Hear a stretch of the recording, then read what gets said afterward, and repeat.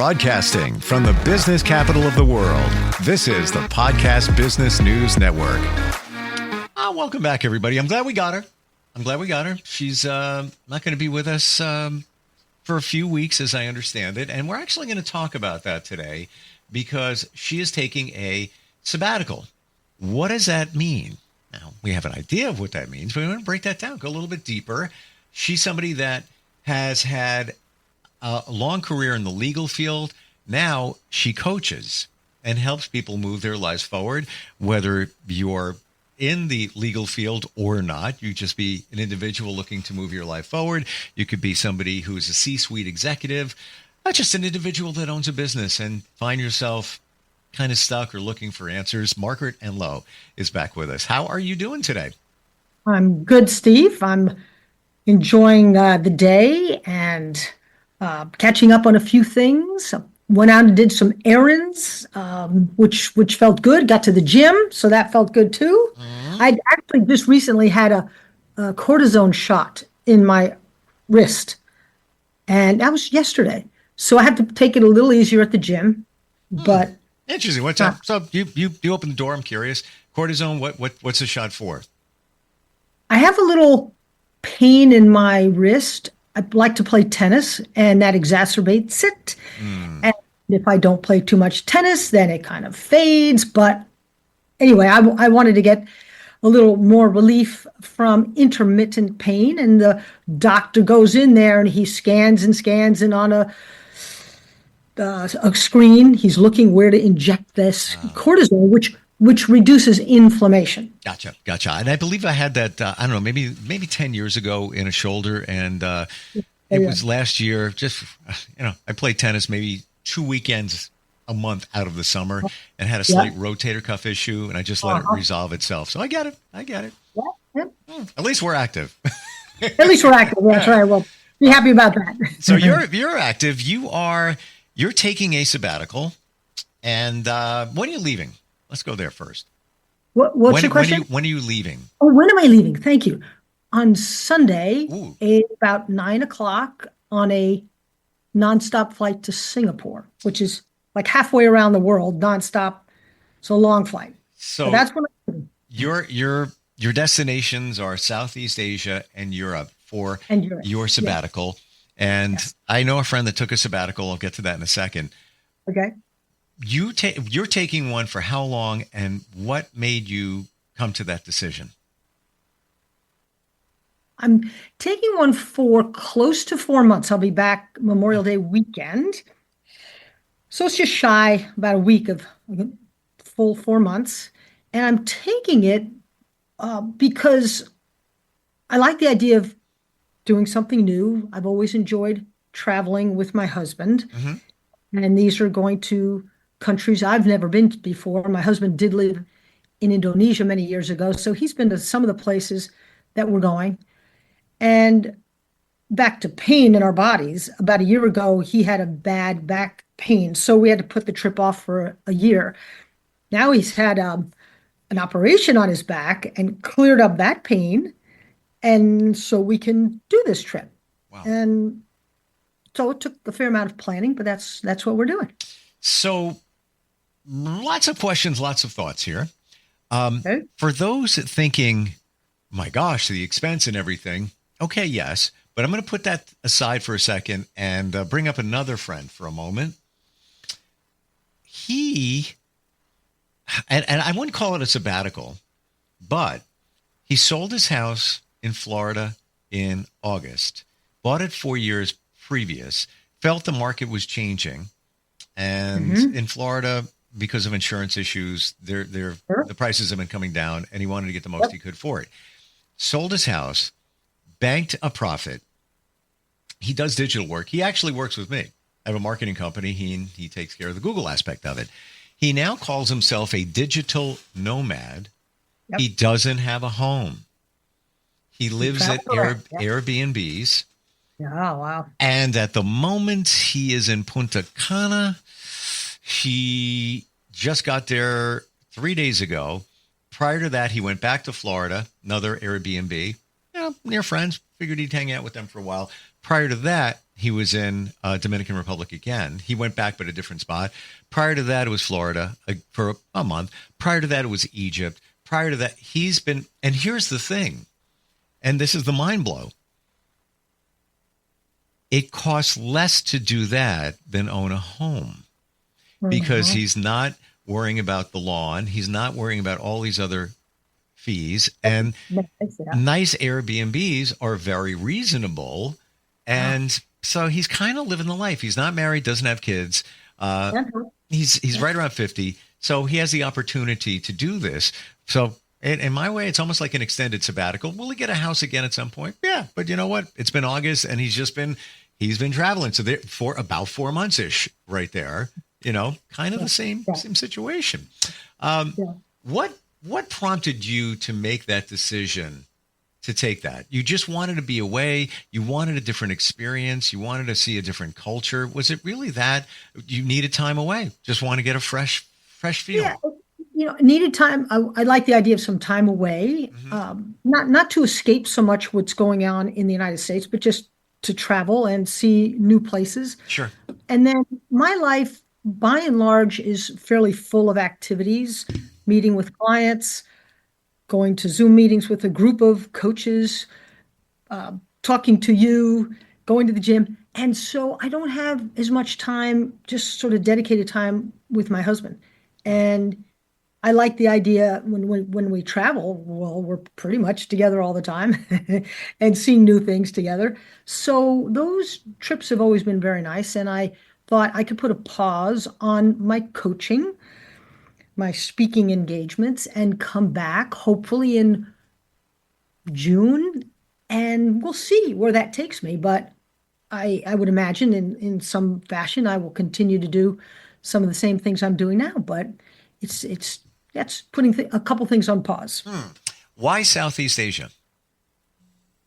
Because, Steve, those are countries I have never been to. I've been to China, I've been to Japan, Hong Kong, but never to places that I'm going, like Thailand, Cambodia, Vietnam, Laos, Indonesia. We're going to do a special snorkeling trip in Indonesia that my husband knew about. It's probably the best in the world, Raja Ampat, if you've heard of that. And then Bali, spending some time in Bali. Most people have heard of Bali, and there's a real touristy section. And then there's some really beautiful areas of Bali. So we'll see that. And then, that's why Southeast Asia. I've just never seen that part of the world. And I do have some friends in Thailand, German friends who live there, ambassador from Germany, and friends as well in Malaysia, where we'll be going. So I'll be seeing them as well. Yeah. Catching up with a few people I haven't seen in a while. In another land. How cool is that? And then Europe. Now, you're also including Europe in this trip. Why Europe? Europe is almost like coming back to home base. And we're doing, with cousins, a hiking trip in the lower boot of Italy, Puglia, Matera. And it's an area that a lot of people have not been to, but anyway, we're doing a hiking trip down there with cousins. And then my sister is going to be in Greece. So after the hiking trip, we're going to fly to Athens and then connect with her on an island in Greece called Amorgos, which is an island most people have never heard of, but it's a beautiful island. A lot of interesting beaches and places to hike. And then finally in Geneva, where my son lives, he's been living there for over 7 years. Wow. And loves it. And I don't necessarily expect him to come back to live in New York ever, but it's a wonderful place to visit and spend about 10 days with him. And by that point, I think I'll be ready to come home and I'll be in a much different time zone, 6 hours difference, which is very different from 13 hours, which is where I'm starting out. It almost sounds like you were intentional about that. It's like I was. Move yourself around so you get closer to your home zone. Yeah.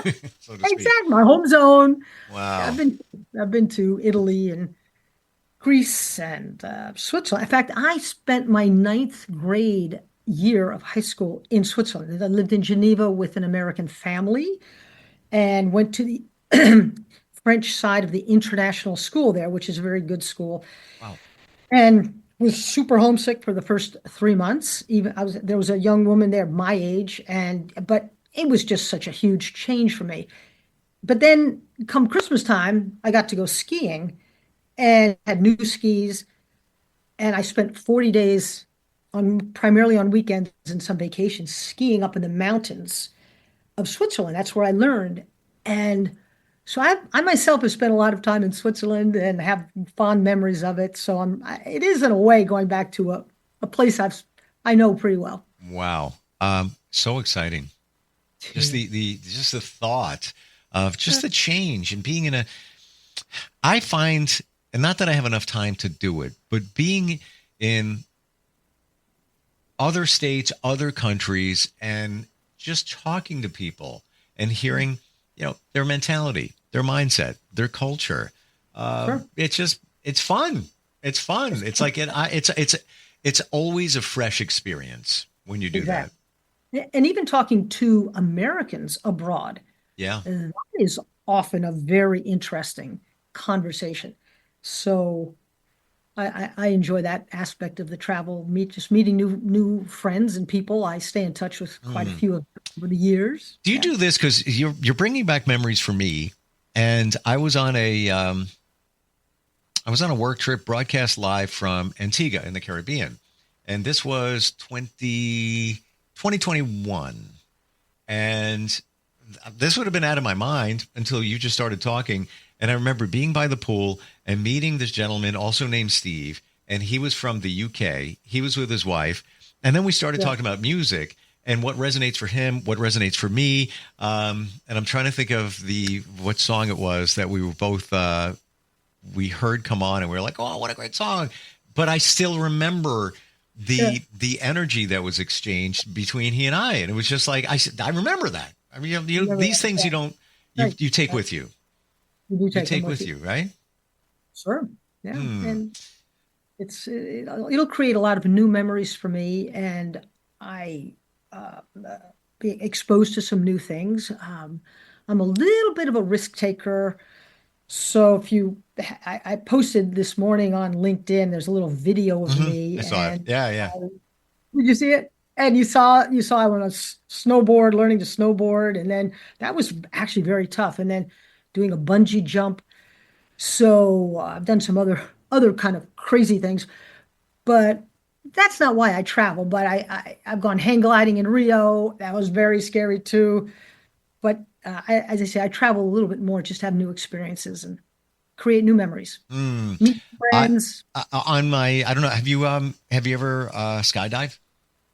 I have never done that. Have you done that? Haven't. I was going to go this past summer with my son because he had just turned 18 and he's able to go. Just logistically, we didn't get to it. I'm going to take the blame for it. I should have been more intentional. It's happening. But somebody gave me a gift certificate for it 2 years before. There's no turning back because it'll go to waste. So it's happening this summer. And I'm very excited. In fact, you know what? I should just make the reservation now for summer. So it's Great on. idea. You know what I'm saying? Take action. Yeah. Take action. Is that, yeah. When we look at the coaching principles, how would that look? What I'm just saying right now, is that something you would say to somebody? Just, take action and do it. Oh yeah. I mean, all the time, Steve. I had a client actually earlier this week, and we talked about setting goals for the time when I'm away, because we're going to come back and I'll pick up.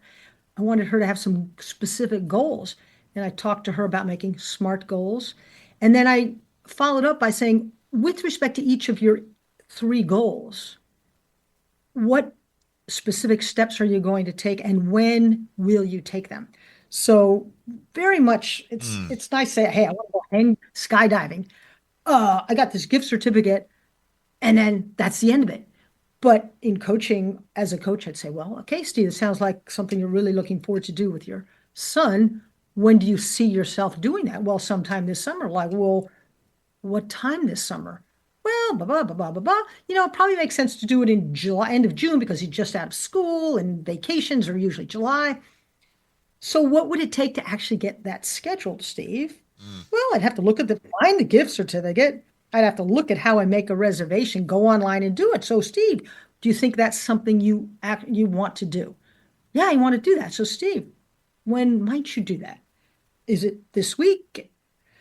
Is it today? And you see, you get down to that level of discussion, not on every subject, but something like this. Yes. Yeah. And we're just using this as a broad example. This could be anything, starting a business, but I talked myself out of it. Huh? Why? I heard from somebody that, you could spin around, and I don't like circles. And I should have picked up the phone. Hi, question for you, Skydive Central. Can you tell me, does that happen? And if it does, can we get out of that? Because that's not my thing. But this is the self-talk that we experience. So it was that. Then it was something else came in my mind. Then schedules, and then son's availability. Then he started working over the summer. And then things started piling on top of it, and then it never got done. And then we were looking at, they end in mid-October. So, I was trying to plan for when he'd be back. And then that weekend it rained. So couldn't do it then. And then that was it. Right. So, right. Yeah, but I didn't try hard enough. I didn't have accountability. And also I want to go back to the self-talk. I think that we do that. And I'm sure you encounter it with clients where the monkey chatter in your brain. Oh, the monkey chatter is huge. Yeah, right. Exactly. And comparing yourself to people is one thing, the imposter syndrome, lack of confidence, all these things. Why did they say that to me? What does that mean? Am I going to get fired? Oh, yeah. I've never started a business. I mean, people have lots of this. And I talk to people about that. What is the chatter that goes on in your head? What's it about? How often do you experience that? Some people say every day, and other people say, it's not so bad now. It's like once a month. So that's a very different situation. And so, everybody. Isn't it amazing when you change your mindset, when you intentionally work on it? I don't know if I shared this example, but I'm kind of proud of myself in this regard. I don't say that often, but when it came to taking blood tests, routine blood tests, I would do just what I said I did with the skydiving. I got it scheduled on Thursday. Now it's Wednesday. Yeah, let me just change it to next week. Done. And then I would just, reschedule it. Have to get myself to go because I'm a grown man afraid of needles. And then I turned my mindset around to I'm going to get information that's going to help me. I am doing something for myself. I don't do right. Yeah. And maybe the information might not be the best, might not be, or maybe it will be, but whatever it is, we'll take care of it. And now we've got it and all good. And that was a year ago and before. And I was just addressing some medical stuff. It's all good. Everything's great. I must have had in the last 3 months, 12 different needles for all different reasons. And you know what? Doesn't even bother me. It's like I walk in, what do you got? Yeah, take care of it. Yeah. And it's almost as if I'm going to try and put this in words. It's almost fun now. It's almost like a thrill. Like, yeah, right. Stick it in. Let me see. Stick that needle in me and let me see if I, what kind of pain I feel or not. And it's almost like a laugh inside. Like, you worried about that for all that time? And I'm just using it as an example as if you change your mindset, how it can be radically different. So, Steve, how did you change your mindset on that? Telling myself that it's for me and I don't do enough for me. So when I'm going, it's not like, doctor wants me to get a blood test. It's more of I'm doing it for me. It's almost like going for a massage. Where do you go? You're doing it for you, for whatever the goal is, to feel relaxation. I'm going to get information. And I just kept thinking that to the point where it's like, oh, I'm here. All right. Yeah. Well, I don't even think about it anymore. It's just autopilot. Wow. That must make a big difference for you. It does. I'll be Thursday, had 5 needles in 5 minutes. And it was like, 5 minutes, it was nothing, and after the first, painkiller, which wasn't anything anyway, It's all up here. It's all the mindset, everything. That gets in our way and blocks us from moving forward. I'm sure if it was a goal of opening a business or changing a position or something like that, and I engage somebody like you to work on the mindset, eventually it sticks in your Yeah, it mind, sticks. and then you move forward. Exactly. Well, you talk about mindset, and there's a lot of written about open mindset and a closed mindset. And you had an open mindset to shifting from one attitude to a different perspective on why is my blood being taken. And had you had a fixed mindset, this is never going to be good. This always hurts me. I've never liked it since I was a little kid. I remember crying. Then you would be stuck in that fixed mindset. Yeah. But your own coaching to yourself, which is wonderful, you were able to shift with an open mindset about, well, maybe there's another way of looking at this. And it was all So false belief. It was all false belief, fear. Again, the acronym, yeah, what fear is, false evidence appearing real. What would I would tell myself? A needle going in, or what happens if I get queasy? What happens if I pass out? What if it never happened? Doesn't happen. Maybe I had a one experience back in the day, and maybe that, was piloting me to some extent, putting it up. one experience. And Yeah. I'm just giving this is one example, but it could be anything that those thoughts in our minds hold us back from doing things that we want to do. Right. They do that a lot. When you're away, are you going to be able to coach? Not effectively. And I have therefore either paused my engagements or they've concluded. But I'm telling my clients, if something comes up while I'm away that you would like to have my input on, please just send me an email, not a text. Send me an email, and I will do my best to speak with you, arrange some time. I can't promise, but it's providing some space there for a client who might want to, yeah, I just want to get 15 minutes with Margaret, and I'll do my very best to work that out. So in that sense, it's not I'm not closing the door, but for the most part, I'll be on a break from on a Gotcha. break from coaching. Well, I Yeah. look at it this way: you're going to be coming back refreshed, Yeah. different perspective, time with your husband, and even before you announced the sabbatical, I remember a number of months ago that you said, "Yeah, the one thing I don't spend a lot of time. We don't spend a lot of time together." So I Oh, yeah, guess I this remember is that. this is Yeah, yeah, addressing it. Wow. Um, Let me I just let me just say one thing in this sure. regard. I'm taking this mini sabbatical, I call it. PwC, where I used to work, established a program for partners and and employees to take sabbaticals, and I think they could be up to 3 months. So in this business world that PwC operates in, they understood the value of getting away from your normal everyday job and the pressures of that job to do something different. And the firm would support that. It couldn't just be sitting on the beach and twiddling your thumbs. There had to be some component of, let's say, learning. Maybe I'm interested in learning a new language or traveling to some place and spending some time there. So quite broad. But the point is, this is a huge organization, huge business where they recognize the value of mini sabbaticals. And that's in effect what Wow. I'm doing. Wow. And you just brought back a memory. I have a friend who took a teacher, and she's been, in her role for a long time. She took a sabbatical last year, and she has some timeshare opportunities in California. So she spent like a month here and a month there. And the only requirement for the sabbatical is she needs to do an online course. You need to, while you're on your sabbatical, you need to Yeah. look like you're furthering yourself. So she picked some Learning yourself. classes and did it, and she had a wonderful time, wonderful experience. Yeah, that's great. I'm glad Yeah, she had that time. and got Great. paid. Little reduced salary, but well worth it for Yes. for your mind. Yes. Wow. Um, I'm so envious. I'm so happy for you.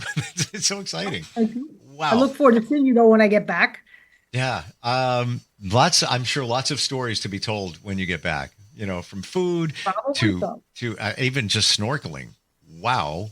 In the best place in the planet.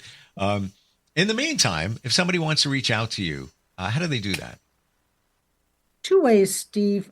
One is on LinkedIn, and I'd love for people just to go there and see what I posted today. Sure. For example, I post pretty often.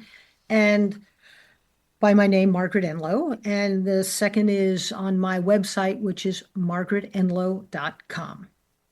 And that's ENLOE, margaretenloe.com. ENLOE, yes. Wonderful. Yes. Great talking with you. Thanks for sharing today.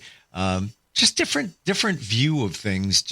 You know what? We feel in our society guilty when we take time. Yeah, you're right. If I had, 5 career regrets, one of them would be not taking all of the time that I earned. That you earned, yeah. Yeah. And why did I not take all the time that I earned? Because I wanted to look more valuable. Well, yeah. And then there's another coaching topic right there. That's another topic. That's for sure another topic. I hope you're taking more time now. I'm doing the best I can. And okay. but now it's intentional. Now it's, take it. You earned it. Take it. Have a wonderful time, and looking forward next time we get together, which will be probably about 4 months from now. Yeah, exactly. All right. Thanks, Great Margaret. to see you, Steve. Thanks so much. Bye-bye. We'll be right back.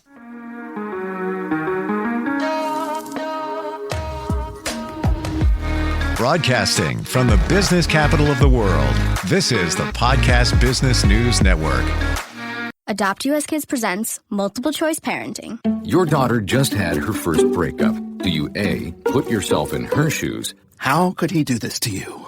And for Sheila, she has split ends. B, console her. Oh, sweetie, this is going to happen a lot. 4, maybe 5 more times before you get married. C, take charge. Got to get this all straightened out. Give a little talking to, man to man, mano a mano. Hey, Steve! Is now a good time? No? Okay, no problem. Bye. Or D, help her find a new boyfriend. I know a great place to meet boys. The internet. Nice, single boys. Never mind.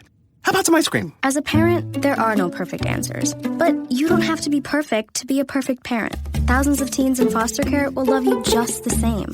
For more information on how you can adopt, visit adoptuskids.org. A public service announcement from the U.S. Department of Health and Human Services, Adopt U.S. Kids, and the Ad Council.